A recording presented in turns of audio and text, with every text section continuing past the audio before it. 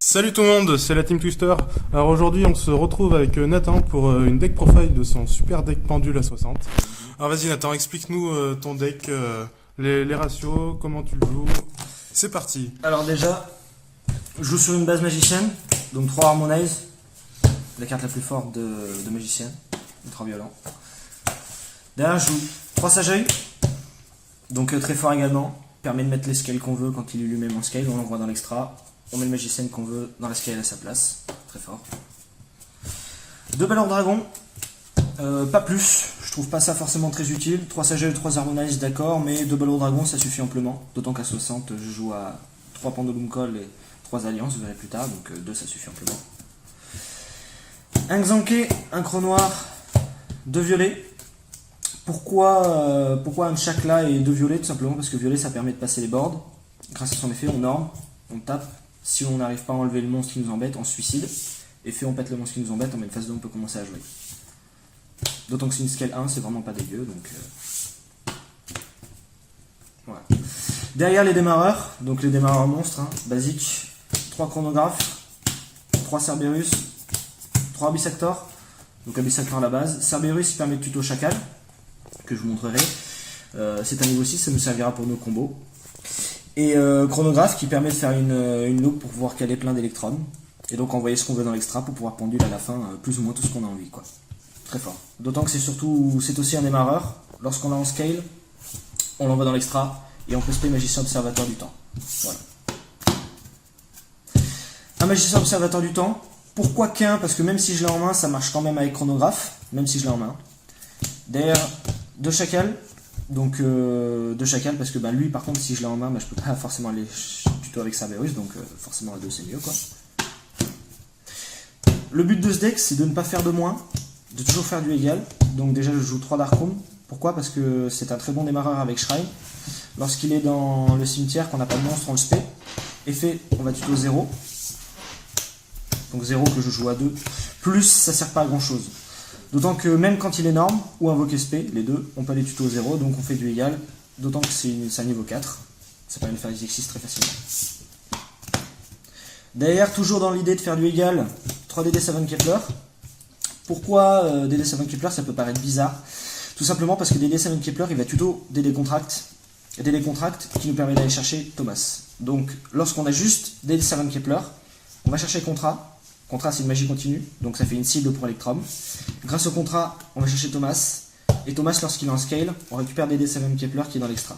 Donc juste avec une carte, on n'a pas fait de moins dans la main et on a fait du +2 sur le board. Tout simplement. Derrière, Roi Ravisseuse, ultra forte également. Un compteur lorsque l'un des deux joueurs active des magies. Au bout de 3 compteurs, on peut les enlever et aller tuto n'importe quel monstre pendule du deck. Donc très violent, on peut aller chercher ce qu'on veut au moment où on veut. Très très fort. D'autant que c'est une scale 3, c'est pas dégueu. Derrière ça, toujours dans l'idée de faire du plus, pas du moins, Hamster Softer. Lorsqu'il est en scale et qu'on a 2 monstres dans l'extra qui sont les mêmes, par exemple 2-0, on banne, on récupère les 2-0. Voilà. D'autant que c'est un niveau 4 terre, comme la Ravisseuse. Ça nous servira plus tard aussi pour nos combos. Derrière, évidemment, si je vous parle de niveau 4 terre, forcément, je joue Bulbe. Donc on aura tous compris que c'est pour caler Lion Naturia. Lion Naturia, ultra violent dans cette méta, notamment pour Sky Striker, et plutôt facile à caler dans ce deck, et pas embêtant dans le sens où, comme je joue à 60, j'ai très peu de chance d'avoir Bulbe en main. Donc c'est aussi pour ça que je joue à 60 en fait. On en a fini pour les monstres. Derrière les magies, je joue 3 alliances, qui permet d'aller tuto mes Pendulum Call. Donc comme on joue à 60, toujours dans l'idée d'avoir le même ratio qu'à 40, 6 Pendulum Call à 60. Logique. Derrière forcément 2 DD Contract.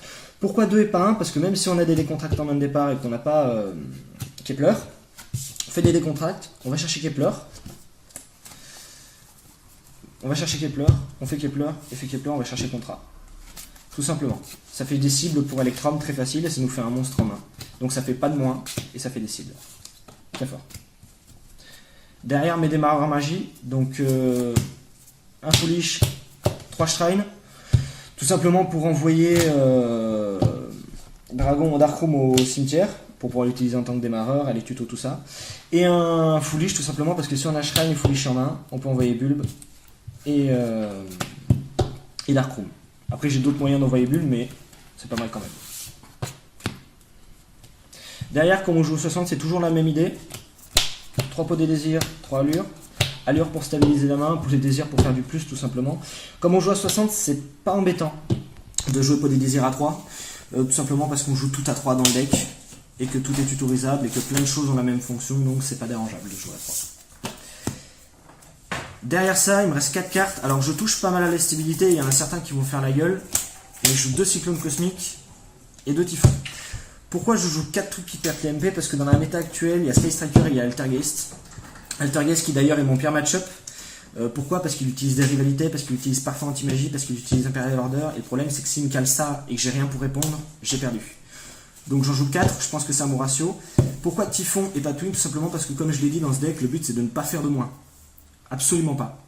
Pour pouvoir repartir derrière, il nous faut des cartes en main. Donc, Typhon d'espace mythique, ça fait le même taf que Cyclone. C'est très fort. Cyclone est un peu meilleur parce que forcément elle banne. Mais ça fait le même taf et ça me permet de ne pas faire de moins dans la main. Tout simplement. Ça c'était pour le main. Derrière l'extra, forcément dans un deck pendule, 3 électrons. Pourquoi 3 et pas 2? Il y en a beaucoup qui en utilisent 2. Moi j'en utilise 3 tout simplement. Parce que T0 j'en utilise souvent 3. Et un peu moins souvent j'en utilise 2. Ça me permet d'en garder un pour partir. Mais le problème c'est que si j'en utilise 2, et du coup forcément je vais les envoyer au cimetière pour faire mes links et tout ça, j'aurai rien pour repartir. Alors que là si je joue à 3, j'en ai un autre pour repartir derrière si je veux. Voilà, 3 électrons simplement. Dragon Proxy, donc également très fort. Ça permet par exemple lorsqu'on a un électrum là et 2 monstres, je vous montrerai ça dans les combos, de faire un Dragon Proxy, non seulement pour protéger ces monstres à côté, mais également pour pouvoir libérer des places d'extra pour pouvoir pendule. Tout simplement. Voilà, très facile à faire, d'autant c'est un générique. Derrière, un Phoenix. Alors pourquoi je joue pas Phoenix et Cerberus? Tout simplement parce que je n'avais qu'une place. Et comme je l'ai déjà dit, dans la méta actuelle, c'est beaucoup des magies, beaucoup des pièges. Et moi les pièges je crains énormément ça, donc Phoenix pour moi est beaucoup plus fort, tout simplement. Derrière mon seul Link 3, Métaltron. Donc encore une fois il permet de libérer de la place pour pouvoir pendule de l'extra 3.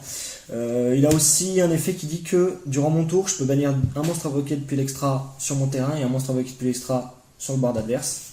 Donc ça permet, par exemple, lorsque la personne a par exemple Griffon avec Firewall, j'enlève Firewall comme ça elle n'a plus fait Firewall. Et tous ces monstres qui étaient liés à Firewall n'ont plus d'effet non plus. Donc ça permet de passer aussi. Voilà, Link 3, ça passe bien. Derrière, je joue un Firewall, un Griffon et un Borrelguard Dragon. Firewall tout simplement parce que quand il y a des monstres qui sont en Link, on peut respect de la main, c'est ultra fort et puis en plus il compulse. Griffon parce qu'on peut récupérer des cartes magiques et pièges du cimetière, donc je vous montrerai des combos avec ça. Et derrière, Borrelguard Dragon. Pourquoi Borrelguard Dragon et pas forcément Charge Borrel? Tout simplement parce que Borrelguard Dragon, je le trouve plus polyvalent et quelque part un peu mieux dans la méta dans le sens où par exemple quand je pense à Altergeist, c'est ma pire match-up. La plupart du temps je calais un board avec Borrelguard et le mec il était avec mes lui, il arrive, il fait je tape et fait j'envoie au cimetière. Donc il pouvait quand même envoyer au cimetière mes cartes. Bien sûr il pouvait pas toucher à mon Charge Borrel, mais il pouvait quand même envoyer au cimetière mes cartes. Alors que là avec Borrelguard il tape et fait je mets en défense, il peut pas répondre, il n'a pas le droit d'attaquer. Très très fort également, d'autant qu'elle peut pas être détruite par les effets de cartes, donc Trou Draco, pareil, c'est ultra violent contre Trou Draco. Derrière, un Tornado Dragon, donc c'est la seule X6-4 que je joue. Évidemment, je la joue pour péter les cartes magiques et pièges, c'est ultra violent. Norito, X6-6 générique, voilà, annule magie, annule piège. Une Béatrice, donc dans le combo, je vous montrerai ça plus tard, ça permet d'envoyer Bulbe au cimetière, tout simplement. Ou des cartes magiques ou pièges pour pouvoir récupérer avec Griffon. Derrière, un Suprême à Vortex, donc l'X6-7 de base hein, qu'on joue dans tous les decks pendules, c'est ultra fort. Et ma dernière carte, donc forcément Lion Naturia, ultra violent dans la méta, forcément, quand on cale ça contre Sky Striker, ça dépend de ce qu'il y a à côté, c'est pas forcément game, mais quand on cale ça contre Sky Striker, le mec en face il est pas bien quoi. Donc ultra violent dans la méta actuelle ça. Ça c'était pour mon extra. Maintenant mon side. Dans le side, je joue une sirène, forcément pour passer Gookie. Pour moi, c'est obligé. Dans mes sides, je mets toujours une sirène au cas où. Je mets Abyss Dweller. Donc c'est ultra fort contre Altergeist, ça permet de lui empêcher ses tutos. C'est ultra fort contre True Draco également, même si on en voit un peu moins, mais c'est très très fort quand même. Derrière un Cowboy Gagaga, ça me fait pas plaisir, mais pour les règles du time, simplement, voilà, c'est vrai que c'est un peu dégueu quand on y pense, mais bon, avec les nouvelles règles du time, on est bien obligé. Derrière, je joue 3 Kaiju, 2 Kumungus, un Radiant. Pourquoi pas Ciel? Simplement parce que c'est des niveaux 7.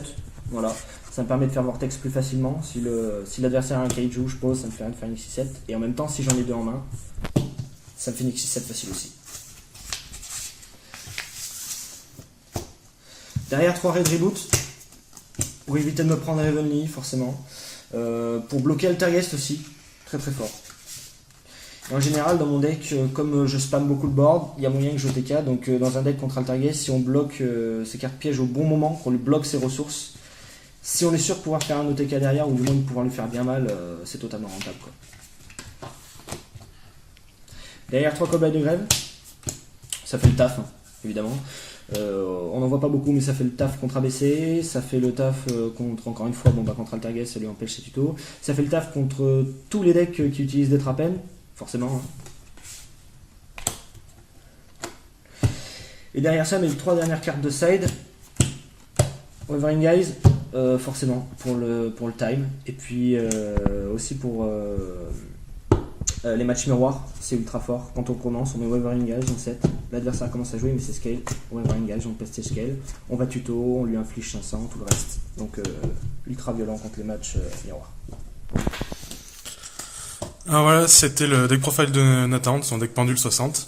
Comme il l'a fait sous-entendre dans la vidéo, prochainement on vous en fera une autre pour vous expliquer tous les combos qu'il a dans le deck. Et si ça vous a intéressé cette petite vidéo, n'hésitez pas à mettre un petit pouce bleu ou de vous abonner à la chaîne. Et sinon, on vous dit à la prochaine. C'était la Team Twister avec Nathan. Salut tout le monde!